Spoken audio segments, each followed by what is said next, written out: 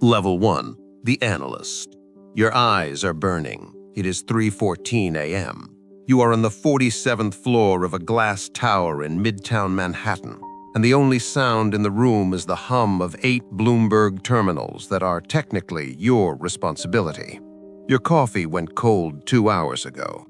You don't notice. Your base salary is $85,000 a year. Sounds impressive until you divide it by the 110 hours a week you actually work. That math comes out to roughly $14.87 an hour. A barista at the coffee shop downstairs makes more, and she gets to go home. You are building discounted cash flow models, leveraged buyout tables, and sensitivity analyses that will move $400 million of other people's money by Thursday morning. You make 0 decisions. You build the spreadsheet that somebody else uses to make the decision. You are a financial ghost, a phantom with a Bloomberg login. Your apartment is a 340-square-foot studio in Murray Hill that costs $3,200 a month. You sleep there maybe 4 nights a week. Your social life is a group chat you haven't responded to in 6 weeks. The desk beside you just went empty. The guy who sat there, Marcus, he lasted 9 months. No goodbye, no party. His screen got reassigned by noon on a Tuesday. That is the first lesson this place teaches without ever saying a word. You are replaceable before you are valuable. You don't know it yet, but the 900 days ahead of you are either the foundation of your empire or the subject of a decade of therapy. There is almost no in between. Level 2. The associate.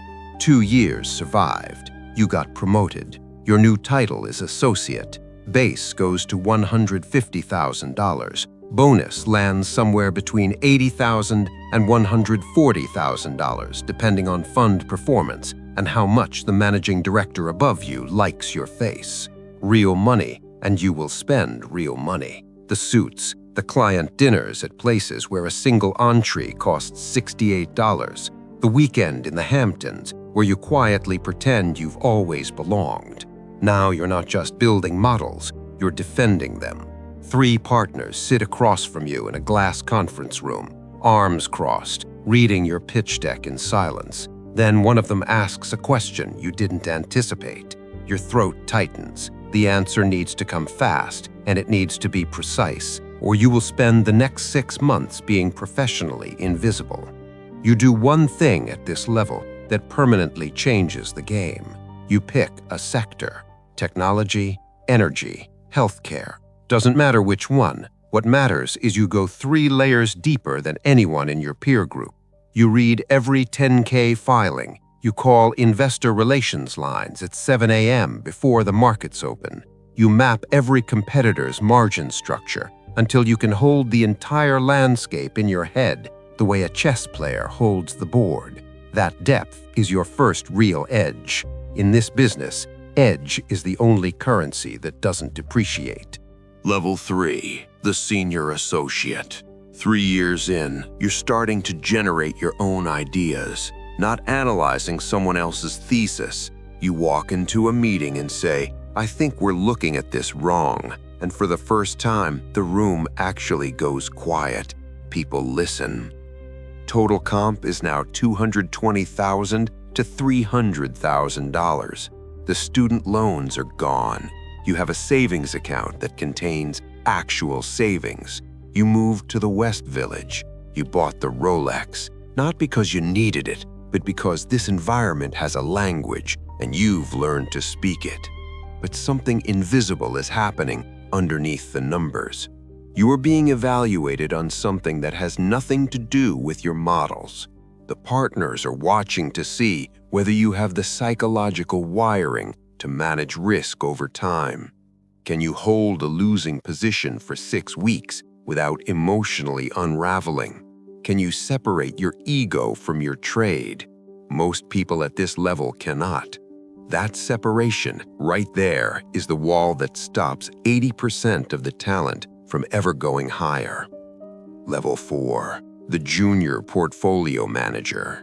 This is where you cross the line. They hand you capital, your first sleeve $50 to $75 million of the fund's assets is yours to manage. Not analyze, not pitch, manage. You make the call, you size the position, you decide when to exit. The first morning you sit with that responsibility, there is a specific feeling in your chest. Not excitement, not pride. It is the feeling you get standing at the edge of something very high and looking straight down. Your P&L is now live on a screen inside this building. Every partner, every senior colleague, every analyst 3 levels below you can pull it up in 30 seconds. Every basis point of underperformance is public. There is no place to hide. You start sleeping differently. You check futures at 2 a.m. on your phone. You have a second phone now, strictly for position alerts. Your partner asks you something at dinner, and you answer 3 seconds late because you were doing mental math about a semiconductor short. You don't notice you did it. They do. This is the exact moment the job starts occupying more square footage inside your mind than everything else combined. Level 5. The Portfolio Manager. You've proven it isn't a fluke. Consistent, repeatable alpha. Not lucky quarters, but a real edge that holds across cycles. The fund notices. Your sleeve grows to $200 to $400 million. Your bonus ties directly to performance fees. Strong year, 1.2 to 2.5 million. Great year, more. Bad year, your bonus is a memory, and your job security is a conversation no one will have directly with you. You have 2 analysts reporting to you now. You watch them make the exact mistakes you made 4 years ago. You want to warn them. Half the time you don't, because you remember that the lesson only lands when you feel it. You've also learned the internal politics, and they are more ruthless than any case study at business school. The portfolio manager down the hall runs a strategy that competes with yours for capital allocation. When he outperforms and you don't, the fund quietly redirects resources away from your book.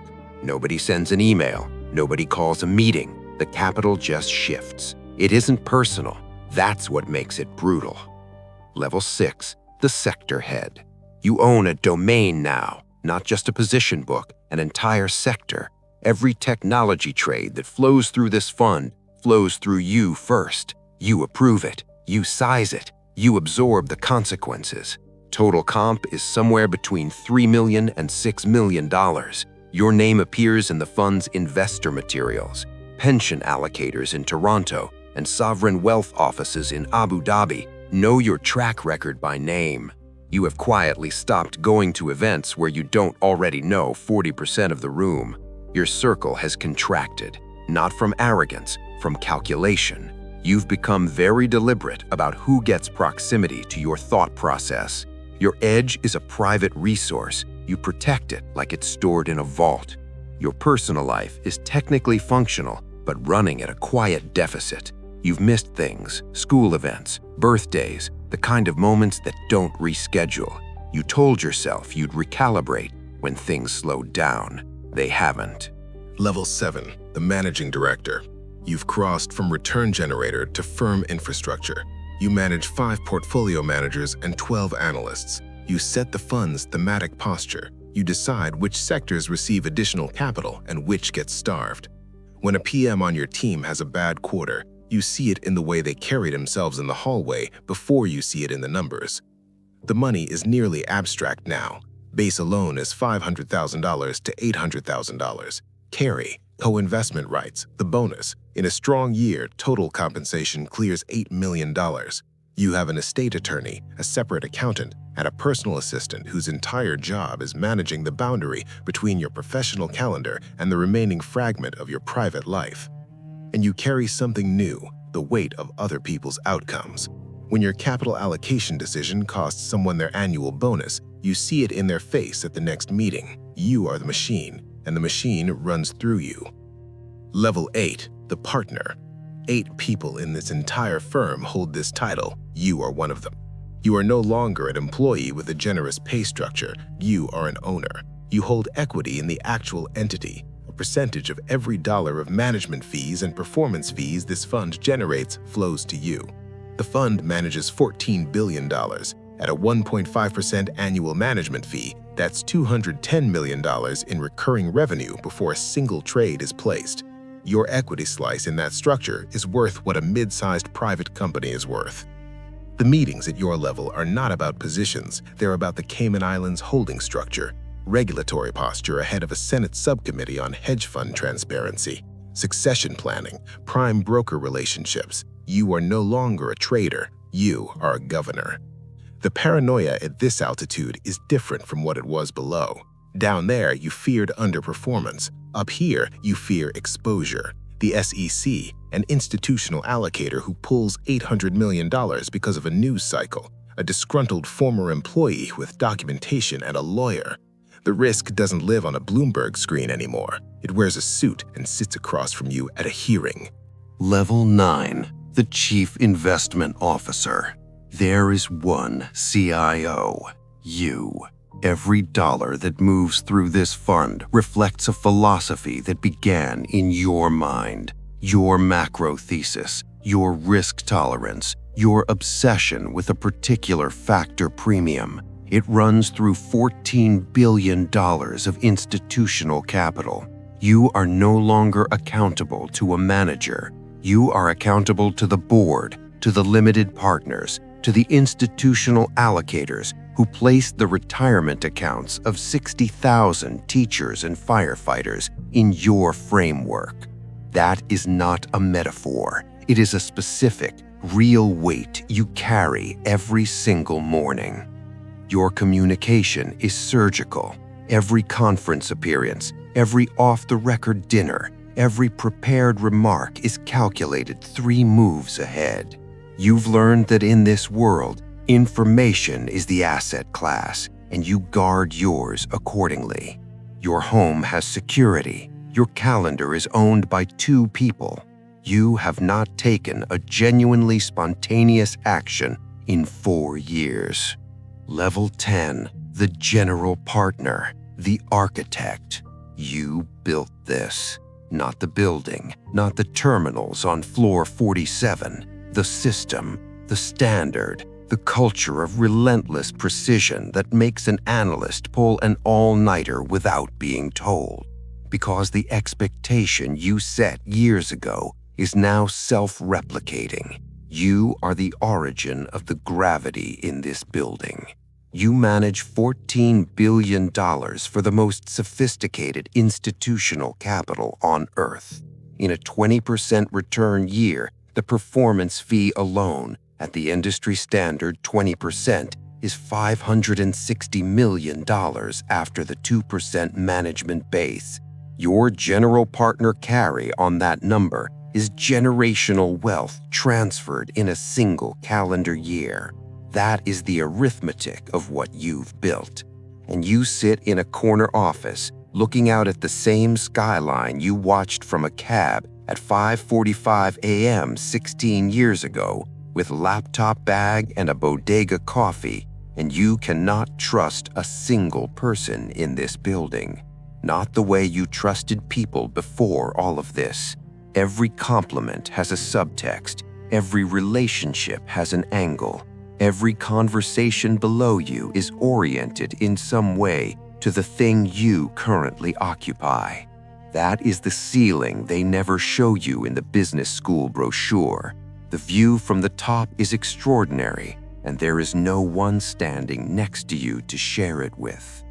The last time you felt completely alive in your own uncertainty was your first week as an analyst, sitting at a terminal at 3 a.m., eyes burning, building a model for someone else's decision, terrified and fully present. Somewhere in this building tonight, a 22-year-old is sitting at that exact terminal right now. They want what you have. They have absolutely no idea what it costs. The cycle doesn't end. It just rotates. A new name moves into the entry-level seat, and the machine starts again. If you want to see how another empire runs, from the bottom rung to the seat at the very top, hit subscribe. The next one drops soon.